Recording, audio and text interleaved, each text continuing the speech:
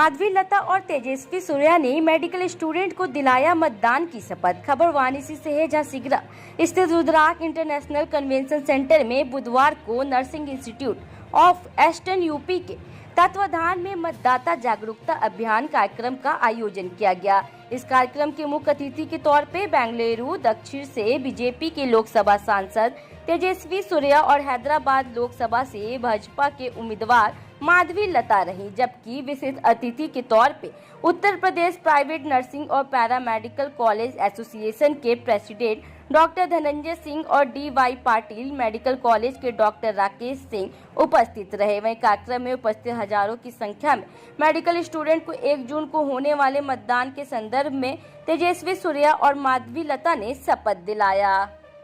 देखिए, हमारे साथ यहाँ पे एमपी तेजस्वी सूर्या जी, उनसे बातचीत करेंगे आज के लेके। सर, आज के कार्यक्रम के बारे में थोड़ा जानना चाहेंगे आप?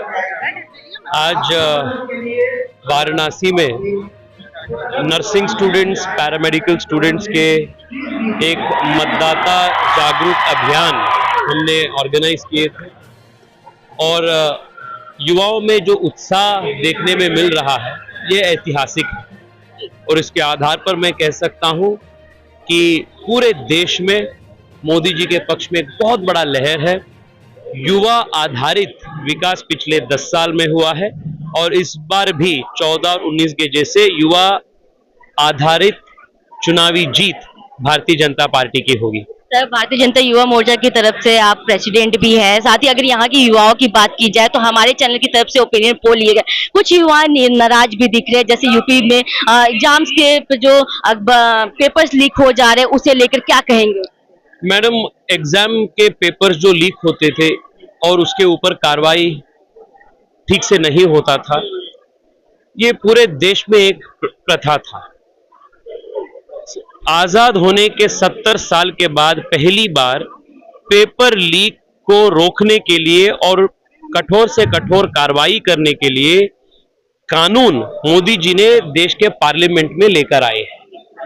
अपने लास्ट सेशन में 10 साल के रिगरस इम्प्रिजनमेंट देने वाले, 1 करोड़ तक फाइन डालने वाले कानून को हमने पारित किए हैं। कितने सारे प्रदेश में ये बार बार ये होते रहता है ये पेपर लीक का, पर कोई स्टेट गवर्नमेंट जहां सपा या बसपा या कांग्रेस पार्टी अधिकार में थे, इन कोई स्टेट्स में इस प्रकार का कानून जारी नहीं हुआ था। तो अगर आज देश में युवाओं के विकास करने के लिए, युवाओं के एग्जामिनेशन से रिलेटेड कानून का पारित हुआ है, तो वो मोदी सरकार के कारण से हुआ है। यह भी विपक्ष का बार बार कहना है, गठबंधन की तरफ से आता है कि इलेक्टोरल बॉन्ड को लेकर देश में सबसे बड़ा घोटाला किया गया है बीजेपी की तरफ से, क्या कहेंगे? सुप्रीम कोर्ट ने ईवीएम्स के बारे में 1 बार नहीं 2 बार विस्तृत जजमेंट सुप्रीम कोर्ट ने दिया है। जिन लोगों को नाचना नहीं आता है वो इसको ब्लेम करते हैं, क्या आंगन को ब्लेम, नाचना, हाँ। तो कांग्रेस का स्थिति भी यही हो चुका है, इंडिया अलायंस का, सपा का स्थिति ये हो चुका है। वो जानते हैं कि चुनाव वो हार रहे हैं, तो सुप्रीम कोर्ट के ऊपर गाली गलौज, ईसी के ऊपर गाली गलौज।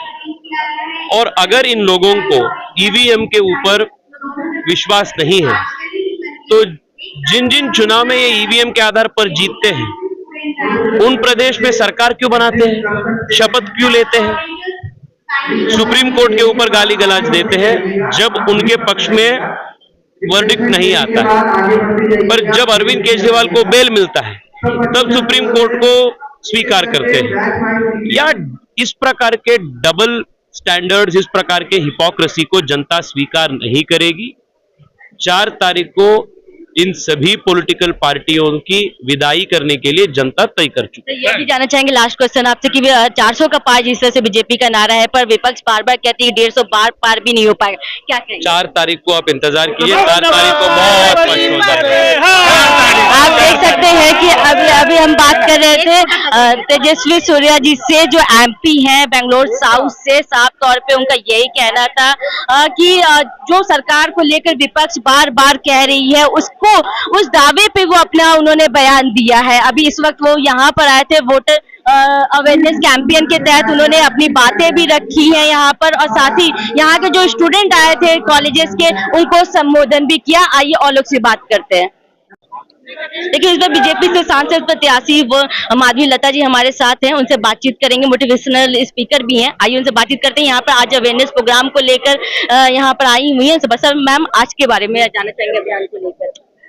आप आज पूरा दिन के बारे में जानना चाहते हैं, ये कार्यक्रम उनके बारे में जानना? कार्यक्रम के बारे में पहले जानना चाहते। बच्चों के साथ जितना भी आप वक्त गुजारो तो फायदा खुद का ही होता है। इनके जोश जो हमारे अंदर भर जाता है ना, अनिर्वचनीय है, इसके बारे में बोलने की जरूरत नहीं। बस युवा पीढ़ी को एक दिशा दिखाना पड़ता है, सही दिशा दिखाना पड़ेगा। अगर दिखा दे तो मैं कहती हूँ यही इस देश का भविष्य है, और ये यहाँ पे दिख रहा है, ये काशी से आरंभ हो जाएगा। यह भी जानना चाहेंगे मैम, क्योंकि जो विपक्ष इंडिया गठबंधन है उसके जो महिला विधायक है उनका कहना है, इस बार आज वो प्रेस कॉन्फ्रेंस था, उनका ये साफ तौर पे कहना है कि जो महिलाओं की और बेटियों की इज्जत नहीं होती है, अभी भी भ्रष्टाचारी है, उस पर क्या कुछ कहेंगे? ये आप कह रहे हैं कि प्रत्यर्थी कह रहे हैं ये बात, तो पहले उनको ये समझना चाहिए जिन इंडी के गठबंधन में ये लोग हैं, तो स्वाति के बारे में क्या क्या इन्होंने, तो कौन सी स्त्री की मर्यादा हो रही थी। और जब मोदी भाई ने ट्रिपल तलाक निकाल दी है तो ये लोग हर्ष क्यों प्रकट नहीं करे, ताली क्यों नहीं बजाए, इसको आगे बढ़ने क्यों नहीं दिए ये लोग। और जिस दिन स्वाति मालीवाल का जगह जो अपमान हुआ था, तो ये कांग्रेस के सो कॉल्ड स्त्री जो नेता है वो कहाँ चले गए। भैया मैं कह के बात बताती हूँ, ये लोग अपने अपने खुदगर्जी और खुदगर्ज के लिए, अपने वोट बैंक को बढ़ाने के लिए, इनके पास असल रूप में कोई मुद्दा ही नहीं है। इनके पास कोई मुद्दा ही नहीं है। इनको पता है प्रजा को समझ में आ गया है।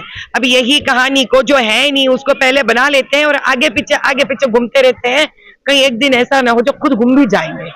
मैम ये भी जानना चाहेंगे, राहुल गांधी की तरफ कल उनका यहाँ पे संबोधन भी था, संबोधित किया उन्होंने। ये साफ तौर पे मीडिया पे भी आरोप लगाया कि जो मीडिया है वो खाली बीजेपी के लोगों को दिखाती है, क्या कहेंगे?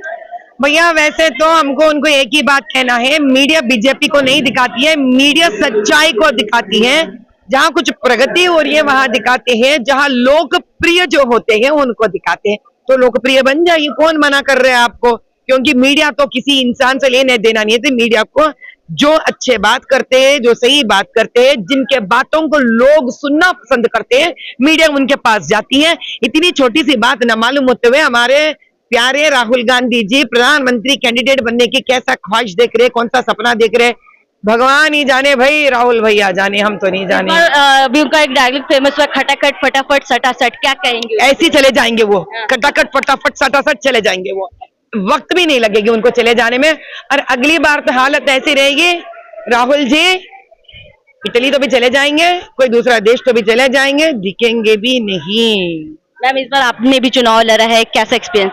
हमने तो जंग छेड़ा है, जंग लड़ा है, इतना सीधा साधा थोड़ी था हमारे लिए। ये हमारे लिए तो बहुत बड़ा जंग था, न्याय का जंग था। विपक्ष कहती है 150 के पार नहीं होगा, आपका बीजेपी का नारा 400 के पार, क्या लगता है? 400 पार, 400 पार, 400 पार, तदास्तु, बस खत्म हो गया। काशी नगरी में ठहरे हुए हैं, भोलेनाथ शंकर का हम लोग आशीर्वाद लेकर आगे बढ़ गए, खत्म हो गया। काशी से शुरू करेंगे खाता और दिखा देंगे कैसे रहेगा, बाजा बजाएंगे, दिखा देंगे। क्या प्रधानमंत्री को यहाँ से जीत मिलने वाली है, सांसद बनेंगे? अरे आप जीत के बारे में क्यों बात कर रहे? जीत तो वैसे तो तय है, प्रधानमंत्री जी का जीत को किसी को कुछ करने का कुछ हिम्मत भी नहीं है, कुछ भी नहीं है। लेकिन हमारे प्रधानमंत्री जी का जीत किस नंबर से, आंकड़े से होगा ना, ये देखकर सुनकर इनका सब भविष्य रुक जाएगा। काशीवासी को क्या कहना चाहेंगे? हम क्या कहेंगे भाई, काशीवासी तो बहुत मस्त में रहते हैं, मजे में रहते हैं। इन लोगों को तो प्रधानमंत्री जी भी, मोदी जी का ये क्षेत्र भी मिल गया है, बाबा तो वैसे मिल गए, हर हर महादेव भी मिल गए, हर हर मोदी, घर घर मोदी भी मिले। अभी क्यों बोलते हैं ना, जब ऊपर वाला देता है छप्पड़ फाड़ के देता है, काशी वालों को ऐसा दे दिया है भगवान ने। सुखी रहे, अच्छे रहे, इसी जोश बनाए रहे और इसी प्रकार से इस देश के प्रधानमंत्री गढ़ को मजबूत रखे, ये लोग उनका प्यार पाए, उनका आशीर्वाद पाए। बस हम यही चाहते हैं भोलेनाथ से कि यहाँ के काशीवासी इतने ही प्यार से रहे, जिस प्रकार से उनमें अतिथि सत्कार करने का उन जो भावना है, जो उनमें संस्कृति है, ऐसे बनाए रखना चाहिए। और हमेशा काशी से 400 पार का इसी प्रकार से खाता खोलना चाहिए। शुक्रिया मैम। आप देख सकते हैं अभी हम बात कर रहे थे मोटिवेशनल स्पीकर व बीजेपी से इस बार सांसद प्रत्याशी माधवी जी का। साफ तौर पे उन्होंने यही बोला कि 400 पार इस बार होने ही वाला है और जो विपक्ष बार बार किसी न किसी मुद्दे को लेकर बोल रही है उनका मुंह 4 जून को बंद हो जाएगा। देखिए आज मतदाता जागरूकता अभियान को लेकर हमारे साथ डॉक्टर राकेश सिंह जी भी है, उनसे बातचीत करेंगे आज के अभियान को लेकर और साथ ही साथ जानेंगे कि चुनाव को लेकर क्या कुछ कहेंगे वो। आइए उनसे बातचीत करते हैं। सब पहले पूरा परिचय जानना चाहेंगे आपसे। मैं डॉक्टर राकेश हूँ, डीवाई पाटिल मेडिकल कॉलेज में सीनियर प्रोफेसर हूँ और मैं मूल रूप से काशी का रहने वाला हूँ और मेरा वोटिंग आईडी यहाँ है, तो इसके कारण मुझे वोट देने के लिए आना था। तो इसमें हमारे एक अधिकारी माननीय रत्नाकर जी साहब से हमारी मुलाकात हुई 2 दिन पहले। तो उन्होंने बोला डॉक्टर साहब क्या हम कुछ ऐसा प्रोग्राम कर सकते हैं जिसमें कि नए वोटर्स जो पहली बार प्रथम बार वोटिंग देने जा रहे हैं तो हम लोग उनसे कम्युनिकेट कर सकते हैं। हमने बोला पक्का हो सकता है भाई साहब। तो हम लोगों ने फिर मेरे मित्र हैं जो काउंसिल के चेयरमैन हैं टी दिलीप जी, उनसे मैंने संपर्क किया कि कैसे किया जाए। तो एक 24 घंटे में ये हम सब लोगों ने निर्णय लिया कि तो ये प्रोग्राम अभी जिसमें आप पार्टिसिपेट की थी, इसमें तकरीबन आज 1500 से लेकर 2000 की गैदरिंग हुई और ये गैदरिंग सामान्य नहीं है कि तो नर्सेज और डॉक्टर आपको एक दिखता है, बट एक नर्स और सिस्टर ये एक दिन में 50 पेशेंट को कम्युनिकेशन करती है।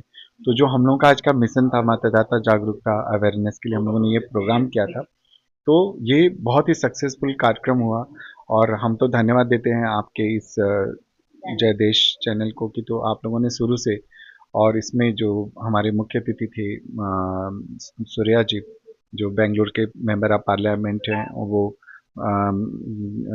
दीदी जो हैदराबाद माधवी लता दीदी जी, ये सभी लोगों ने आप इसमें उद्बोधन किया और बच्चे भी काफ़ी इन सब चीज़ों को लेके आज जा रहे हैं और हम सब अपने वोटर्स राइट्स को इसको अच्छे तरीके से अब होने वाले 1 तारीख के उसमें हम पूरी तैयारी से, बहुत सुंदर प्रोग्राम हुआ और इसमें जितने भी हमारे काशी क्षेत्र की सभी हॉस्पिटल्स और कॉलेजेस के सारे टीचर्स प्रिंसिपल्स सभी ने एक बहुत ही शॉर्ट टाइम पे ये प्रोग्राम को उन लोगों ने ऑर्गेनाइज किया और माननीय प्रधानमंत्री के कंस्टिट्यूंसी में ये बहुत बड़ा प्रोग्राम हुआ है। कई कॉलेजेस के देखे हम स्टूडेंट्स भी यहाँ पर आए हुए थे, पार्टिसिपेट उन्होंने किया, प्रोग्राम्स भी हुए, तो सर कितना इम्पैक्ट पड़ेगा आज के प्रोग्राम को लेकर उन पर? जस्ट मैंने आपको बताया कि आपको ये संख्या किसी नर्स और डॉक्टर का आप एक मत लिया कीजिए। एक नर्स का मैंने क्या बताया कि एक सिस्टर एक दिन में 100 से 50 मिनिमम 50 पेशेंट के साथ उनका इंटरेक्शन कम्युनिकेशन होता है। तो आप 2000 मल्टीप्लाई बाय 50, तो आपने इमीडिएटली इसी 2 घंटे के अंदर मतलब आप 10 से 50 से मल्टीप्लाई करेंगे तो 10 से 15 हज़ार से भी ज़्यादा की संख्या में आपका ये अवेयरनेस जा रहा है। तो ये तो बहुत बड़ा, और प्लस आजकल ये यंग बच्चे हैं जो social media Insta Facebook YouTube पे वो है, तो ये सब अभी ये प्रोग्राम होने के बाद इसका एक बहुत बड़ा 1-2 घंटे के अंदर आप लोगों को पूरे काशी के क्षेत्र में ये अभी तक के ऐसे जो एलाइट क्लास का प्रोग्राम हुआ, ये पहला प्रोग्राम हुआ है और इसकी जितनी भी अभी कुछ मतलब सबसे बेस्ट प्रोग्राम जैसा सभी लोगों ने बताया कि हम तो बाद में आए हैं, अभी हमको 2-3 दिन हुआ काशी आए, लेकिन अभी तक लोगों ने बोला कि ये एलाइट क्लास जिसमें डॉक्टर और हमारे सारे विद्यार्थियों ने पार्टिसिपेट किया, ये काशी का ये पहला प्राइम मिनिस्टर के कंस्टिट्यूंसी में प्रोग्राम हुआ था। सर क्या लगता है कि इस पर भारतीय जनता पार्टी फिर आने वाली है या किसी और पार्टी को भी मौका मिलेगा? देखिए हम तो जो राष्ट्रहित में है मुझे लग रहा है वही चुना जाएगा। मीन्स जिसने भी नेशन के लिए काम किया, आप तो सभी आप लोग मीडिया चैनल वाले हो, आप देख लो हमारे राष्ट्र की सुरक्षा का, चाहे हम इस सरकारों ने जो हमारी आरोग्य योजना जो चल रही है जिसमें सारे लोगों को मिनिमम 5 लाख रुपीस दिया जा रहा है, और अभी पिछली बार जो संख्या थी वो कम थी, बट इस बार के उसमें बहुत मतलब भारत की आधी आबादी को दिया जाने वाला है। तो हम सब लोग एक मतलब आज कह सकते हैं कि international globally economically security base हर चीज़ों में भारत आज पूरे वर्ल्ड वाइज, हम अभी यूके में थे, ऑक्सफोर्ड में थे 10 दिन, तो जो हम लोगों का इन्वायरमेंट था, हमको वहाँ के साइंटिस्ट हमको अपने रिसर्च में बहुत पीछे देखते थे, लेकिन चंद्रयान जब भी हमने भेजा है, सारी चीज़ें हम कर रहे हैं, तो हम लोगों का एक आउट ऑफ कंट्री बहुत ज़्यादा रिस्पेक्ट बढ़ा है। अगर सरकारी योजनाओं की बात की जाए तो इसमें आयुष्मान कार्ड धारक कई लोग हैं, पर अभी भी उनको कई सारी सेवाएं जो हॉस्पिटल की तरफ से वो नहीं मिल पाती है। ज्यादातर रूरल एरिया के जो लोग होते हैं, उस पे क्या कुछ कहेंगे? मुझे जहाँ तक लग रहा है कि आयुष्मान योजना का तो सभी को है, और मैं आपको इस चैनल के माध्यम से बता दे रहा हूँ कि एक विधायक को अनलिमिटेड पावर दिया गया है। वो किसी भी क्रिटिकल डिजीज के लिए 5 लाख नहीं, 50 लाख भी उनको पावर है करने का। अगर कोई क्रिटिकल डिजीज है, एक विधायक और सांसद, इस शब्द को आप नोट कीजिए, अगर जितना ज़्यादा से ज़्यादा आप वायरल कर सकते हैं तो मेरे फादर यहाँ के लोकल एमएलए हैं, तो उनका मुझे पावर से ये पता चला कि आपके पास में अगर आप कैंसर या कोई क्रिटिकल इलनेस है, तो मुख्यमंत्री की एक स्पेशल योजना चलती है, जिसमें कि तो आप अगर उन पे सहायता मांगते हैं तो डायरेक्टली हॉस्पिटल को उतने पैसे जाते हैं। लाइक आप किडनी ट्रांसप्लांट कराना चाहते हो या कोई ऐसी बड़ी बीमारी है, तो उसके लिए यहाँ पे ये अनलिमिटेड मनी है, तो डायरेक्ट आप उसको सरकारी हॉस्पिटल का एस्टिमेट आता है और उसके साथ लग के फिर वो डायरेक्ट हॉस्पिटल के अकाउंट्स में जाता है। बट इन सब चीज़ों की जानकारी नहीं है। अभी आप बिलीव नहीं करेंगे, मेरे यहाँ पे कोई अगर वुमेंस के इनविटेशन कार्ड आते हैं ना, तो मेरे यहाँ, मैं अपने यहाँ बोल के रखा हूँ कि पहले वो 50,000 का उसको फॉर्म भरना है। ये किसी को नहीं पता है, किंतु वो 50,000 रुपये अपने को मिलता है किसी भी बेटी बचाओ बेटी पढ़ाओ के अभियान में। हम जब किसी भी बच्ची की शादी करने जा रहे हैं तो सरकार 50,000 रुपये दे रहा है प्लस 50,000। बट हमारी योजनाओं का सबसे बड़ा यही हो रहा है कि इतनी सारी योजनाएं चल रही हैं, मोर देन 20 ऐसी योजनाएं जो गर्ल्स के लिए हैं, पैदा होते के साथ साथ लेके शादी से लेके एवरीथिंग, वृद्धा पेंशन, वुमेन्स, मतलब इतना सारा चीज़ है, बट हमको जानकारी नहीं है, उसका अवेयरनेस नहीं है। तो ये एक बहुत बड़ा गैप हो रहा है, मतलब लोगों के बीच में। हमारे जो मतलब जनप्रतिनिधि हैं, उनको खुद वो इतना अपना कम्युनिकेशन नहीं कर पाते हैं पब्लिक के, इसके कारण ये सब चीज़ें। Uttar Pradesh nursing college and paramedical associate की तरफ से आज जब मतदाता जागरूकता अभियान का कार्यक्रम रखा गया रुद्राज कन्वेंशन सेंटर में, हमारे साथ यहाँ पर डायरेक्टर हैं धनंजय जी, उनसे बातचीत करेंगे। यथार्थ नर्सिंग कॉलेज के डायरेक्टर हैं और जानेंगे कि आज के कार्यक्रम के बारे में और साथ ही साथ चीफ गेस्ट आए थे उनके बारे में भी। सर, आपसे सबसे पहले जानना चाहेंगे आज के कार्यक्रम के बारे में। आज 2 दिन पहले एकाएक ये हुआ कि हम लोग थोड़ा सा मतदान के लिए जागरूक करें, तो हमें ये हुआ कि हमारे डॉक्टर राकेश सिंह जी जो डीवाई पाटिल में प्रोफेसर हैं, उन्होंने हमसे बोला कि इसको जो है थोड़ा सा अच्छे से किया जाए। तो हम पूरे पूर्वांचल के जितने भी नर्सिंग कॉलेज हैं सबको मैंने आमंत्रित किया और सारे बच्चे अपने प्रिंसिपल के साथ, अपने फैकल्टी के साथ और अपने डायरेक्टर के साथ यहाँ उपलब्ध हुए और इस कार्यक्रम में भाग लिए और बहुत ही खुश हुए। संयोग से इस कार्यक्रम के मुख्य अतिथि भारतीय जनता पार्टी के युवा मोर्चा के राष्ट्रीय अध्यक्ष सूर्या जी आए, फिर उसके बाद जो है वहाँ की तेलंगाना की सांसद जी आई, प्रमिला जी, और उन्होंने लोगों ने बच्चों के अंदर इतना जोश दिया कि आज ये जिस कॉलेज से 100 बच्चे आए हैं उस कॉलेज में लगभग 500 बच्चे पढ़ते हैं, वो 500 बच्चों को जाके अवेयर करेंगे और वो अवेयर जो है इतना बड़ा ऐतिहासिक होगा कि ये बनारस के इतिहास में पहली बार हुआ है कि नर्सिंग के बच्चों ने इतना जोश के साथ इतनी ज्यादा टेम्परेचर होने के बावजूद यहाँ उपलब्ध हुए और उन्होंने इस कार्यक्रम में चार लगाया और हमारे जो राष्ट्रीय स्तर के नेता लोगों ने जो उनको बढ़िया से बताया देश के बारे में, प्रदेश के बारे में, विकास के बारे में कि क्या जो है एक माननीय मोदी जी नर्सिंग और मेडिकल के लिए कितना कर रहे हैं। अभी बता रहा हूं कि माननीय मोदी जी ने उन्होंने 2014 में प्रधानमंत्री पद का शपथ लिया तो 2016 में उन्होंने उत्तर प्रदेश में नर्सिंग कॉलेजों के जो बंद हो चुके थे उनको खोलने के लिए और कुछ अपग्रेड करने के लिए 700 करोड़ रुपया भेजवाया उत्तर प्रदेश में। लेकिन यहाँ उस समय सपा की सरकार थी, अखिलेश जी को विकास से कोई लेना देना था नहीं, उन्होंने उस पैसे को वापस कर दिया। जब हम लोगों का एसोसिएशन का गठन हुआ तो हम लोगों ने अपने इंडियन नर्सिंग काउंसिल के president doctor T Dilip Kumar sir से हम लोग मिले, तो टी दिलीप कुमार सर ने कहा कि भाई साहब हमने तो पहले बहुत किया, उत्तर प्रदेश का विकास नहीं हुआ जो कि भारत का मुख्य अंग है, लेकिन आज हमें अच्छा लग रहा है कि उत्तर प्रदेश में नर्सिंग कॉलेज विकसित हो रहे हैं और नर्सिंग के जो छात्र और छात्रा हैं वो गुणवत्तापूर्ण शिक्षा ग्रहण कर रहे हैं। तो ये सब चीजें उत्तर प्रदेश में हो रही हैं। अभी बता रहा हूं कि विगत जितने भी नर्सिंग के छात्र और छात्राएं पास होकर जा रही हैं, 1 रुपया उनका नहीं खर्च हो रहा है, सरकारी नौकरी पा रही हैं। नहीं, इसके पहले संविदा पे 3-3, 4-4 लाख रुपया घूस लिया जाता था, आज से कुछ वर्षों पूर्व जब सपा और बसपा की सरकारें थी। लेकिन आज नर्सिंग बहुत ज्यादा विकास कर रहा है और खासकर गुणवत्तापूर्ण शिक्षा दी जा रही है। अब हम लोग इसी उम्मीद के साथ एक बार फिर मोदी जी को चुनेंगे कि 400 पार जाएं, उनका मनोबल बढ़े और ज्यादा विकास हो और ज्यादा नर्सिंग से लेकर मेडिकल का सब कुछ विकास हो। यथार्थ नर्सिंग कॉलेज की बात की जाए जिसके आप डायरेक्टर है, वो चंदौली जैसी जगह पर है, तो अगर कितनी कठिनाइयां होती हैं वहां पे, क्योंकि सरकारी योजनाओं का लाभ आपके कॉलेज में मिल पाता है कि नहीं अभी तक? देखिए, सरकारी योजना में जैसे रह गया छात्रवृत्ति, जो बच्चे इंटर में 60% मार्क पाए हैं, चाहे वो किसी भी जाति के हों, किसी भी धर्म के हों, उनको बढ़िया छात्रवृत्ति मिलता है।